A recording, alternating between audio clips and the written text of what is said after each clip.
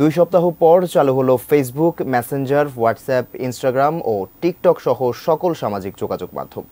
দুপুরে বাংলাদেশ টেলিযোগাযোগ নিয়ন্ত্রণ কমিশন বিটিআরসি কার্যালয়ে এক সংবাদ সম্মেলনে তথ্য প্রযুক্তি প্রতিমন্ত্রী জুনায়েদ আহমেদ পলক বাংলাদেশের সাইবার স্পেসে এসব সামাজিক মাধ্যম উন্মুক্ত করে দেওয়ার কথা জানান।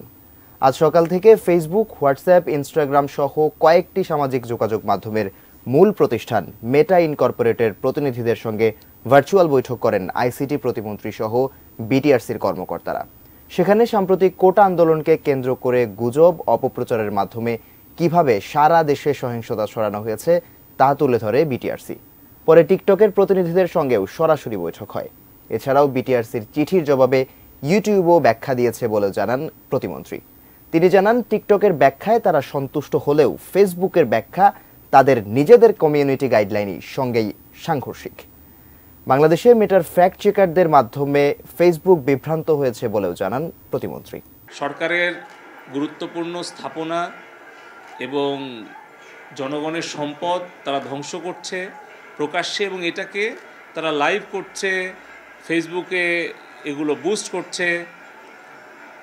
এটা কোনোভাবেই ফেসবুকের নিজের রুলস, রেগুলেশন এবং কমিউনিটি স্ট্যান্ডার্ড এটা কমপ্লাই করে না। বাংলাদেশের সঙ্গে বৈষম্যমূলক আচরণের পাশাপাশি গুজব ও ফেক কন্টেন্ট প্রতিরোধে ব্যর্থ হওয়ার কারণ দর্শাতে ফেসবুক, হোয়াটসঅ্যাপ, ইনস্টাগ্রামের মূল প্রতিষ্ঠান মেটা প্ল্যাটফর্মস এবং গুগলের ইউটিউব ও টিকটককে চিঠি দিয়েছিল দেশের টেলিযোগাযোগ নিয়ন্ত্রণ সংস্থা বিটিআরসি। বিভিন্ন ধরনের ফেক আইডি ইউজ করেছে। সেই চিঠির পরিপ্রেক্ষিতেই বুধবার সিঙ্গাপুর থেকে ফেসবুক বা মেটা প্ল্যাটফর্মসের সঙ্গে বিটিআরসির ভার্চুয়াল বৈঠক অনুষ্ঠিত হয়। পরে টিকটকের সঙ্গে সরাসরি বৈঠক করেন টেলিযোগাযোগ প্রতিমন্ত্রীর নেতৃত্বে বিটিআরসির কর্মকর্তারা। আর ইউটিউব চিঠি দিয়ে ব্যাখ্যা দেওয়ার পাশাপাশি আনুষ্ঠানিক বৈঠকের প্রস্তুতির জন্য সময় চেয়েছে। বৈঠক শেষে রাজধানীর আগারগাঁয়ে বিটিআরসি ভবনে এক সংবাদ সম্মেলনে ডাক, টেলিযোগাযোগ ও তথ্য প্রযুক্তি প্রতিমন্ত্রী জুনায়েদ আহমেদ পলক জানান, বিটিআরসির অভিযোগ করা কন্টেন্টগুলোর প্রায় 67% সরিয়ে নিয়েছে টিকটক। তবে মাত্র 20% ভিডিও অপসারণ করেছে ইউটিউব, আর ফেসবুক সরিয়েছে মাত্র 13% কন্টেন্ট। ইসরায়েলি বাহিনীর বিরুদ্ধে কোনো ইংলিশ, হিব্রু কিংবা যে কোনো বিশ্বের ভাষায় পোস্ট দিলে সেগুলো তাদের এআই টুল ব্লক করে, আইডেন্টিফাই করে। কিন্তু প্রো প্যালেস্টাইন কোনো ওয়ার্ড যদি থাকে সেগুলো ব্লক হয়, এন্টি ইসরায়েল যদি ওয়ার্ড থাকে সেগুলো ব্লক হয়। এটা আমরা দেখেছি ইউরোপ, আমেরিকা, সব জায়গায়। আপনারা নিজেরাও যদি সার্চ করেন, অনেক ডকুমেন্টারি আছে, অনেক রিসার্চ ওয়ার্ক আছে, আপনারা আমার থেকে বেশি ভালো জানেন। আমরা বলেছি তোমরা বাংলা কি ধরনের কিওয়ার্ড তোমরা ব্যবহার করছো, যেগুলো প্রো এল বা pro Awami League, pro liberation, pro মুক্তিযুদ্ধ, বঙ্গবন্ধু, শেখ হাসিনা, এই ওয়ার্ডগুলো দিলে তোমরা আমাদের রিচ আউট কমিয়ে দিচ্ছ, আর আমাদের এগেনস্টে দিলে সেগুলো রিচ আউট বাড়ায় দিচ্ছ।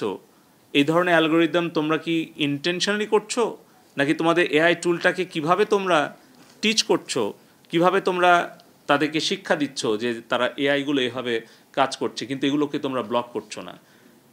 বেগম খালেদা জিয়ার নামে একটা ভেরিফাইড পেজ আছে। আমি বলেছি যে উনি সাবেক প্রধানমন্ত্রী, উনি এখন কারা অভ্যন্তরে আছেন, উনি সাজাপ্রাপ্ত। তোমাদের কমিউনিটি স্ট্যান্ডার্ড এটা অ্যালাউ করে কি না যে কারা অভ্যন্তরে থেকে একজন সাবেক প্রধানমন্ত্রী, উনি এমন কোনো অপরিচিত ব্যক্তি নন যাকে আইডেন্টিফাই করা দুষ্কর, খুবই ইজি। তো সেটা আসলে এভাবে চলতে পারে কিনা, বা এই ধরনের উস্কানি আমরা মেনে নিতে পারি কিনা। আমরা বলেছি যে এটা বিটিআরসির টেলিকম ল, সাইবার সিকিউরিটি ল, এবং সাম্প্রতিক সময়ে হাইকোর্টে একটা রিট হয়েছিল, সেই রিটে যে অর্ডার দিয়েছিল হাইকোর্ট থেকে, সেটাতেও আমরা বিটিআরসি বাধ্য এই কন্টেন্টগুলোকে রিমুভ করানোর জন্য, ব্লক করার জন্য, টেকডাউন করার জন্য আমরা সোশ্যাল মিডিয়ার সাথে যোগাযোগ করতে আমরা বাধ্য, এবং সেটাই আমরা করছি কোর্টের আদেশে। তাহলে বাংলাদেশের কোর্টের আদেশ তোমরা কেন মানছো না? প্রতিমন্ত্রী জানান, সরকার সামাজিক যোগাযোগের মাধ্যমগুলো বন্ধ রাখলেও ঝুঁকিপূর্ণ ভিপিএন দিয়ে ফেসবুক, টিকটক ব্যবহার করছিলেন নেটিজেনরা। এতে ব্যবহারকারীদের সাইবার নিরাপত্তা যেমন ঝুঁকিতে পড়েছে, তেমনি অপব্যবহার হচ্ছিল ইন্টারনেট ব্যান্ডউইথের। এর বাইরেও ছিল ফেসবুক ভিত্তিক ব্যবসায়ীদের আর্থিক ক্ষতি। সব বিবেচনায় নিয়েই সকল ধরনের সামাজিক যোগাযোগের মাধ্যম আবারও খুলে দেওয়ার ঘোষণা দেন তিনি। স্কুল, কলেজ, শিক্ষা প্রতিষ্ঠান এগুলো এখন সাময়িকভাবে বন্ধ আছে, কিন্তু আমাদের ছাত্র ছাত্রী, শিক্ষক, গবেষক তারা বিভিন্ন প্ল্যাটফর্মে কিন্তু তারা শিক্ষা কার্যক্রম চালাতে চায়। সেক্ষেত্রেও কিন্তু ফেসবুক, টিকটক, ইউটিউব এই প্ল্যাটফর্মগুলো বেশ প্রয়োজনীয় প্ল্যাটফর্ম, এটা আমরা মনে করি। কিন্তু সাময়িকভাবে কিছু বিধিনিষেধ আমরা আরোপ করতে বাধ্য হয়েছিলাম। তবে আমি আনুষ্ঠানিকভাবে আজকে আপনাদেরকে জানাতে চাচ্ছি যে আজকে আমরা সেই বিধিনিষেধ আমরা প্রত্যাহার করে নিচ্ছি এবং বাংলাদেশে আমাদের সাইবার স্পেসে আমরা ফেসবুক, টিকটক এবং ইউটিউবের কার্যক্রম পরিচালনা করতে আর কোনো আমরা বাধা রাখছি না। এটা সম্পূর্ণভাবে সবগুলো অ্যাপ্লিকেশন আমরা ওপেন করে দিচ্ছি। একই সঙ্গে ইন্টারনেট ব্যবহারকারীদের গুজব প্রতিরোধে সচেতন হওয়ার আহ্বান জানান আইসিটি প্রতিমন্ত্রী। এবং একটা চক্র কিন্তু সবসময় তৎপর আছে, তারা কিন্তু চেষ্টাই করছে যে কোনো একটা সুযোগ পেলেই তারা বাংলাদেশের জনগণের সম্পদ নষ্ট করার চেষ্টা করছে, প্রাণহানি ঘটানোর চেষ্টা করছে। তারা কিন্তু থেমে নেই, তারা দেশে বিদেশে খুব সক্রিয় আছে। তাই আবারও অনুরোধ করব যে আমরা আমাদের সকল সোশ্যাল মিডিয়া কমিউনিকেশন অ্যাপ্লিকেশন সবগুলো আমরা উন্মুক্ত করে দিচ্ছি।